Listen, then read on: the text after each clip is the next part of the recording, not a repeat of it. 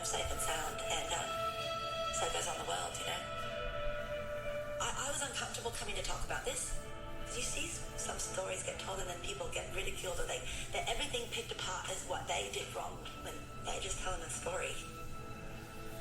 But if one person that listens to this says, oh my gosh, I might have acted like that towards somebody and I didn't even realize I did it.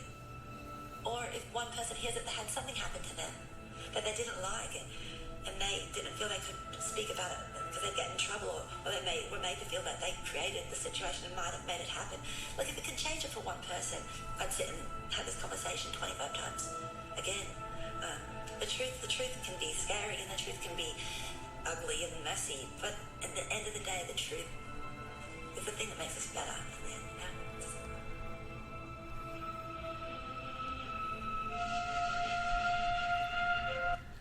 Hey, welcome everyone to the newest edition of the Saturday Matinee Movie Review. I am your host, Adrian, and this is for the 19th of September in the year 2021. This review is going to be a little bit different one. We're going to review The Dark Side of the Ring. It is a very popular one. It's Season 3, Episode 8, called The Plane Ride from Hell. This episode you can actually find on YouTube. Type in Dark Side of the Ring or type in Plane Ride from Hell. The full episode from Vice TV is on there. And so to assist me with this show, we're going to invite our guest. She has her own show on Thursdays called Cerberus. Highly recommend listening. Very good show. I'd like to introduce remotely Miss Bradley to the show. Hi, Miss Bradley. How are you? I'm great. How are you doing this evening? Doing very well. Your previous show was amazing. People loved it. So I figure let's bring you on and let's do this one more time for the review of this episode. So before we get into it, what did you think of the episode? Just a little blurb about it. Just a little blurb. Kind of disturbing to a point, and honestly, I feel like if this would have happened in today's society, it would have been completely different. Yes. Now, we're going to preface the episode. This shot was back in May 2002. Now, of course, we're not going to give the old tagline of in the previous generation or boys would be boys or anything of the sort. This episode brings to life something that happens that, of course, cannot be excused, no matter what generation it's in.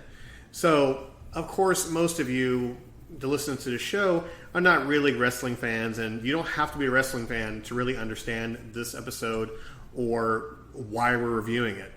A long time ago, May 2002, the WWE World Wrestling Entertainment had their wrestlers, their performers, whatever you may call them. They went to the UK to do a wrestling show, and on their way back, there are some issues with that. So we're going to touch on that a little briefly, but mainly talk the reason behind it and also the after effects. So, long story short, there have been so many different variations of this.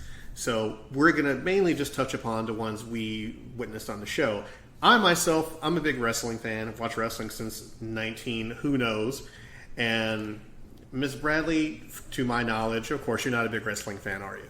Not the biggest wrestling fan, no. I remember as a kid watching wrestling with my father. He was a big Hulk Hogan fan. But for the most part, no, not the biggest fan. But I do like the show Dark Side of the Ring. It's a very interesting show. I actually stumbled across it because a friend of mine had been watching the show, and she's a kind of a wrestling fan. And she got me into it while I had pneumonia last year. We were on lockdown during, the original lockdown for COVID. And I ended up with pneumonia, not COVID. And she came over to take care of me and started playing Dark Side of the Ring. And so I got hooked. Oh, perfect. And so, like I said, being a wrestling fan, I watch everything that has to do with it. I've done it, written it, all that fun stuff in between. But we're going to jump right into it. Now, we're not going to go through the whole episode bit by bit by bit, but we're going to touch upon the most key things about the show. So the long and short of it, on the way back from the UK show, reports say that the flight was delayed.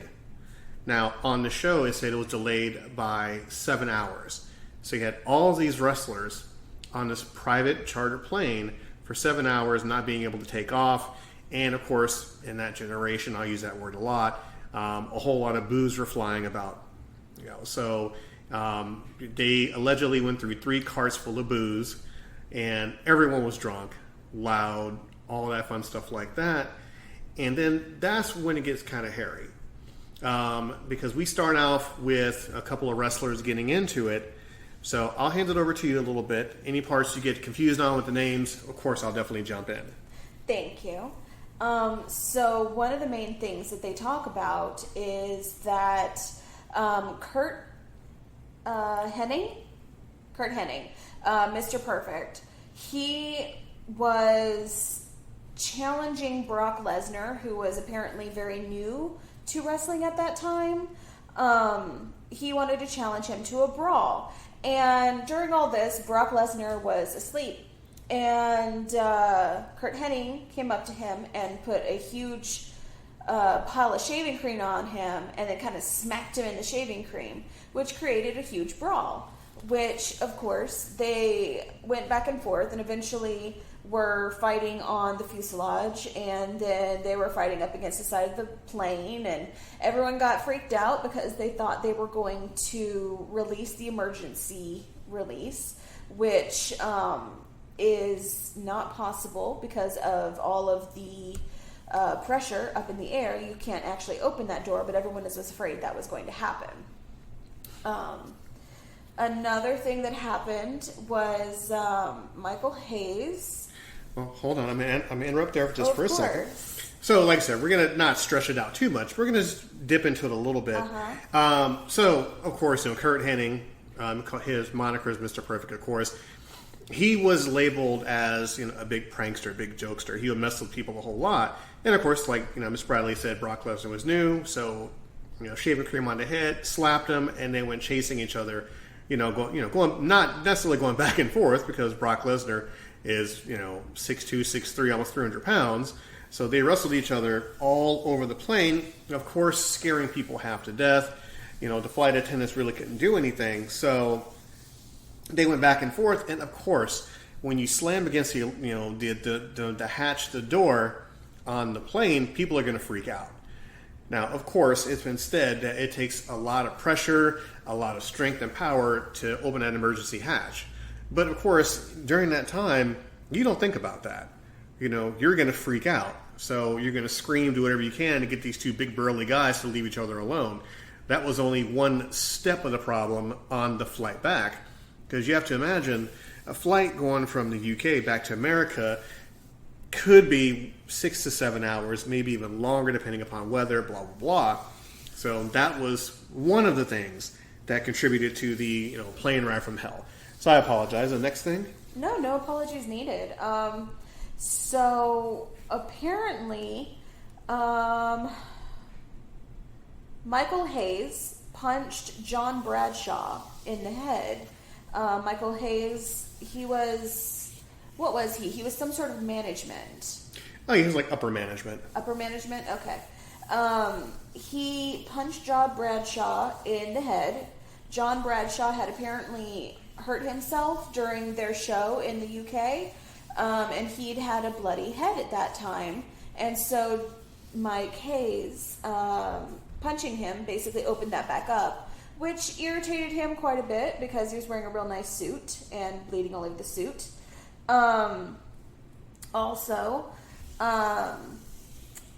Michael Hayes basically just made an ass out of himself throughout the entire plane flight, and eventually when he finally fell asleep, Sean Waltman decided he'd had enough of Michael Hayes's basically crap and went up to him, and Michael Hayes apparently had, I guess, a mullet or a ponytail, and Sean Waltman went behind him and cut it off, and apparently everyone on the plane was quite happy about that. He got his just desserts. Yes. So Michael Hayes, of course, he's a long-time wrestler.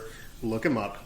And he had a mullet. Just like Miss Bradley said, he had a mullet. And, of course, in the party scene with the drugs and the alcohol, it was rumored, that he was H-bombed, like a little dose of something in his drink, which, of course, mixed with alcohol probably made him pass out a little bit quicker. And so Sean Waltman got revenge. Because once again, all this is alleged because we don't know the whole story. We were not there, so we dare not try to make anything concrete. Rumor has it that Michael Hayes, was picking on Sean Waltman, giving him a hard time, stuff like that. Sean Waltman had enough, and of course, when Michael Hayes was passed out, the boys needled him on to cut the mullet, and he did. And of course, Michael Hayes wouldn't notice it until the end of the plane ride, which was hours later. More on that particular part later. And so as the plane goes on, like I said, we're going to bounce back and forth between particular things, but the big one is coming up just a little bit. Just bear with us. Yes, I have a couple more before the big one.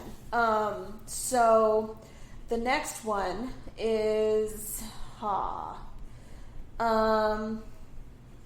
let's see, the hair, the shaving cream, the blood. What else happened? So Terry Runnels was on the plane as well, and she was married to... Who was she married to? Dustin Runnels. Okay, so Dustin Runnels. So apparently, throughout this whole flight, basically, the poor flight attendants were being harassed throughout the flight. We have Heidi, and the other young lady is not on the show, but in doing some research, I'm not going to say her name because they gave her actual name, but we're going to call her T. And the two flight attendants were basically being harassed throughout this entire experience. And so apparently Goldust got a little drunk and harassed T, saying that he wanted to know maybe that her breasts were real and that he was going to, can I say it? Absolutely. He said he was going to fuck her and that he was very handsy with her. But at another point later on, apparently he started serenading his ex-wife Terry on the loudspeaker, just singing sad, love-sick songs. And eventually Jim Ross, who was kind of in charge of the guys, he went back there and he put a stop to it. He basically told him, sit down, shut up, and enjoy the rest of the flight. So now we get to the capper. Now, of course, those of you who are listening, you're probably rolling your eyes or saying, I'm not a big wrestling fan. But this is not the reason why we are doing a review of the show. One of the major things that came out of it was Ric Flair. Now, you don't have to be a wrestling fan to know who Ric Flair is. Even I know who he is. Now, on the flight, the stewardess, Heidi Doyle, she's one of the stewardesses serving drinks and whatnot. And Ric Flair's deal is when he gets drunk, he likes to party, he likes to put on his wrestling robe and nothing else. Now, of course, once again, we'll always, lean on that it was a different time, a different era. This is still unexcusable. So, of course, rumor has it, and this is from her words also, that, she was cornered in a little kitchen area on the plane, and Ric Flair was strutting, doing his normal shtick, and waving his penis around in a helicopter motion. Yes, folks, you can imagine that. We won't. And, of course, that made Heidi Doyle very uncomfortable. And, of course, from her lips, she was saying that Ric Flair tried to make a move on her pretty much. Needling her and, trying, basically sexually harassing her. She said that, he took her hand and put it on his crotch and stuff of that nature. And the whole thing went on, for a few minutes until, of all people, Dustin Runnels came in pretty much for the save and kind of, took her back, kind of took him away from her. And that really affected her, of course, because she's still on the plane. Everybody's there, doing their thing as the hours go on. And towards the end of the flight, they land. And, of course, she has one more incident. Yes. So she has one more incident. Another player in this is Scott Hall. Now, Scott Hall had a problem with addiction and drinking, and he had been basically taken off of the roster for a while, and they brought him back for this UK tour, and even Jim Ross admitted in this documentary that perhaps they brought him back too soon, that he wasn't quite ready to be back around all the people and the drugs and the alcohol, because apparently part of this life is drugs and alcohol. And so he got really high and really drunk, apparently, and to some of the bystanders, they said that he did nothing but sleep. But other bystanders say he was up causing trouble, things of that nature.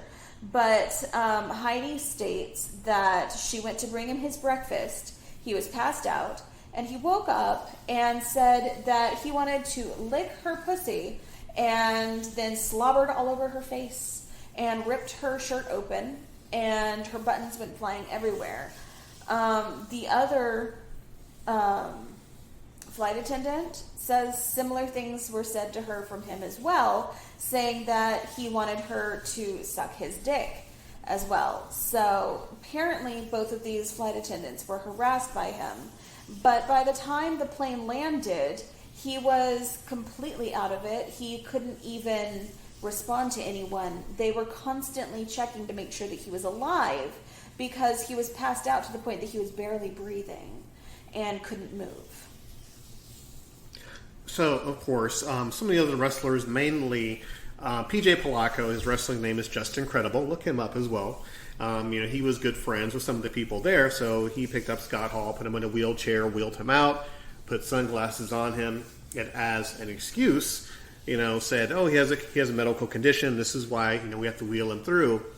And of course, the flight attendants, they were very distraught by it. They had to clean up the plane that was full of vomit, blood, needles, trash, you name it, it was there. And there were repercussions from this. Scott Hall was let go. Allegedly, Dustin Rhodes was fined and or let go. What else? Of course, Michael Hayes woke up to find his mullet piece missing. Was very irate about that. No one copped to it until the very day after they landed. They had a show, and Michael Hayes' ponytail was nailed up against the wall. So, of course, there are repercussions for that. But the major thing with the show is, as the show went on, you had various people, telling tales of the plane. Rob Van Dam told his side. PJ Polacco told his side. Jim Ross told his side. And then we have Tommy Dreamer. That's his wrestling name. You can look him up as well. He told his side. Now, of course, we don't know of this as fact. We were not there. And we only go upon what we hear him say on the show.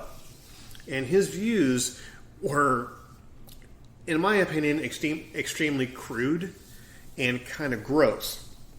Now, he was mainly blaming the victim in all of this because, Heidi Doyle and, of course, a couple other the stewardess, they filed for harassment in court. And, of course, WWE and them had a settlement out of court. Now, he was defending Ric Flair and, saying that he would never do anything of the sort. That's not him, and that's fine. But the major thing that caught myself, Miss Bradley, and everybody else who's seen the episode was he basically pawned it off of, it was a joke, she got offended, she shouldn't have got offended, and if she was this offended, then she should have just went to court and just done the full ride. Gone through everything for the court. But of course, something like that, you would have to relive that over and over and over again. And I don't think, in my opinion, that she wanted to put her family through that.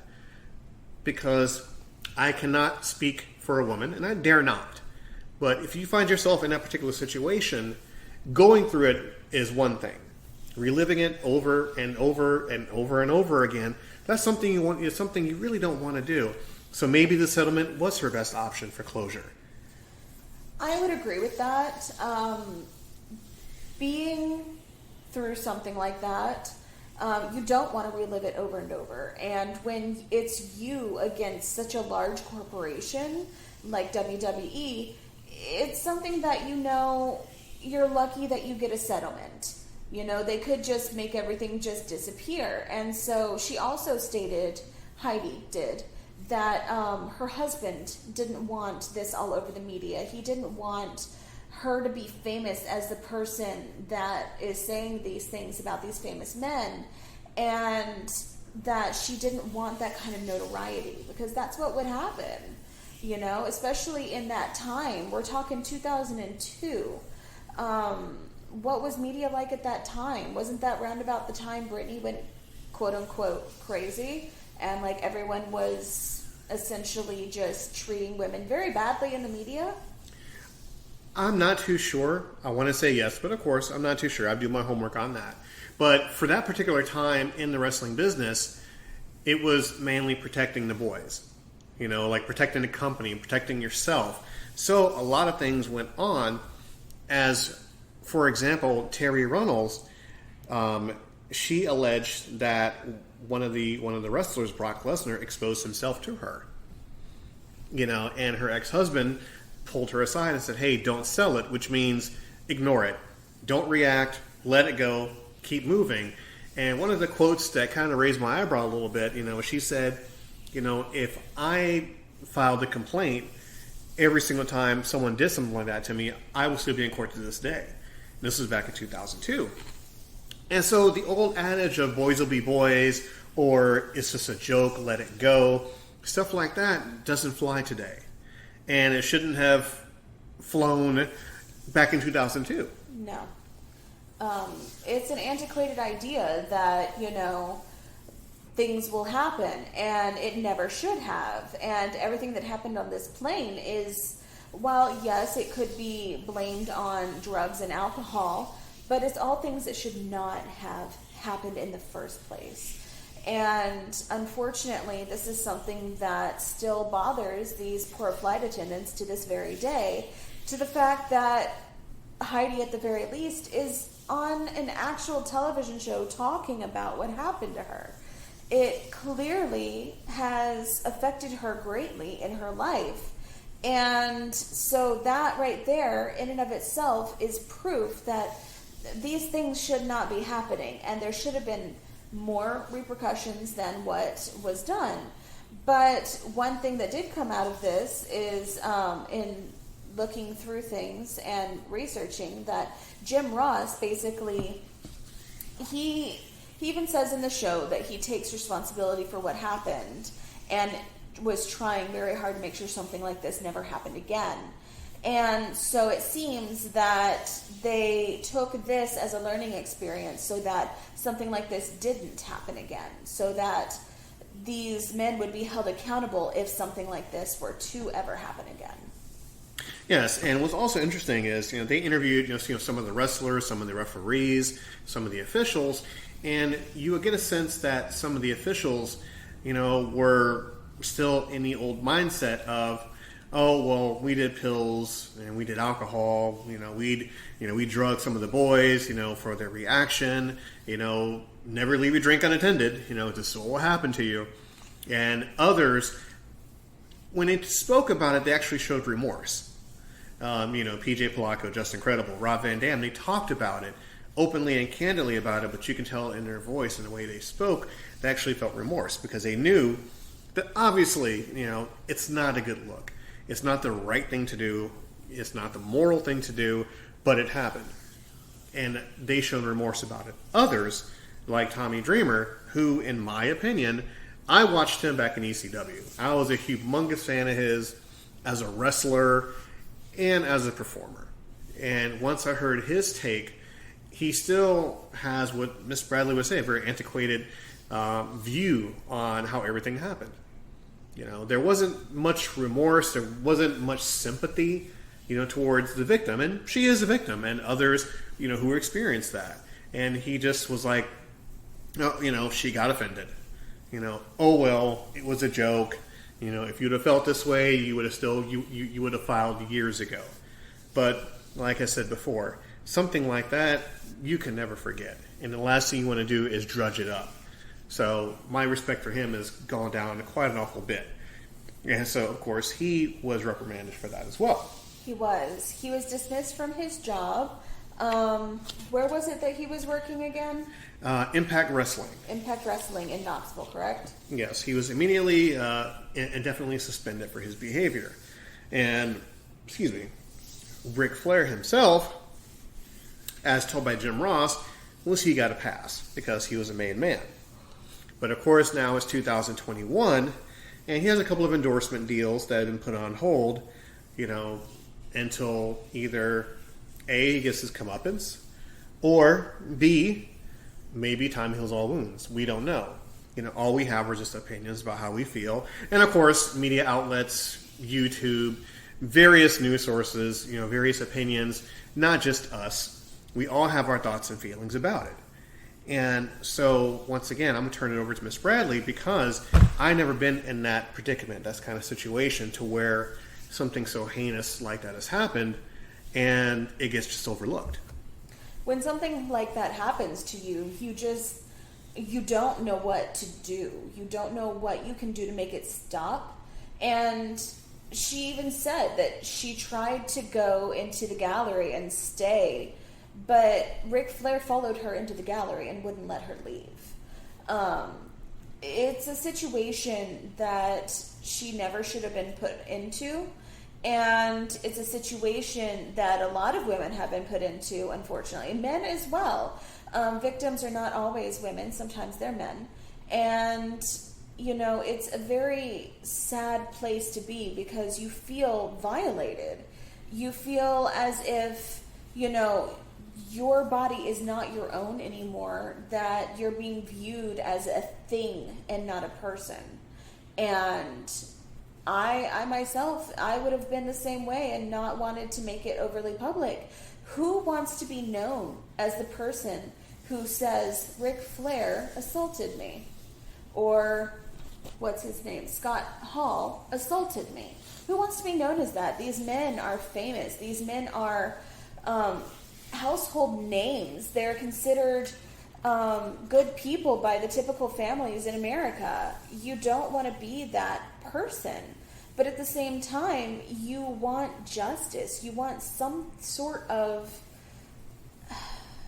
closure of something that happens. And I think the show may have done that for her. I certainly hope so. In the show, you can tell that she is still disturbed. She still feels violated. She still feels like a victim. And I feel that maybe saying everything that she needed to say on the show kind of might have vindicated her. But I certainly hope that this is at least a step towards healing for her, because she clearly is still very upset by this, and rightfully so. And she clearly still has things that she needs to work through regarding this situation. Absolutely. And now the company itself, they said, they have a zero tolerance for stuff of that nature. And it shows. A lot of people have been released over the years, ever since the Speaking Out movement. So many wrestlers from so many different companies, entertainment world, everyone, has been held accountable for it. So it's not just that, but I think now, with most stories like this coming out, there will be consequences for it because there's no excuse for it. It's unacceptable, and I'm not just saying that, just to be on the bandwagon. As Miss Bradley would say, sexual harassment, stuff like that, goes to both male and female. Miss Bradley, went through it, and I can honestly say I went through it. And it's difficult to talk about. It's extremely difficult to talk about, especially, if you're a guy. Because you still have that macho thing of, this happened to you? No, it couldn't have happened to you. Yes, it did happen. And with women go through it, and instantly they are made to feel like they're at fault for it, especially if they don't speak up immediately. So this Dark Side of the Ring itself was less about wrestling, more about the viewpoint on society and how we view alleged celebrities. And of course, I've always said, we're just people. We are just people. No matter how much money we make or how much of a household name we are, we're just people. We have to be held accountable for our actions. We're all not perfect, but we should at least have that common respect for each other. That's just me. That's just my opinion.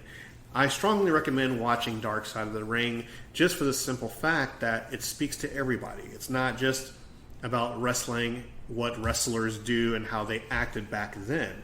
It's a statement on today's society also. No matter what year it is, all the stuff hits home. So I recommend watching it. I recommend it as well. Like I said, I'm not a big fan of wrestling. Like, I can appreciate it for the art that it is, and I'll watch the occasional show these days because there are some interesting characters out there. But honestly, I'm not the biggest fan, and I enjoyed the show Dark Side of the Ring because you get to see the humanity behind it. You see what happens. You see a lot of the secrets, and there's a lot behind the scenes. And like Adrian said, there are repercussions now for what's been going on. There's been a lot of, I guess, coming forth and basically making things right for things that happened years ago, as they should be making things right. These things that happen to people should never have happened. Just like with poor Terry Runnels, she had a lot happen to her. She's in several episodes of the season or series.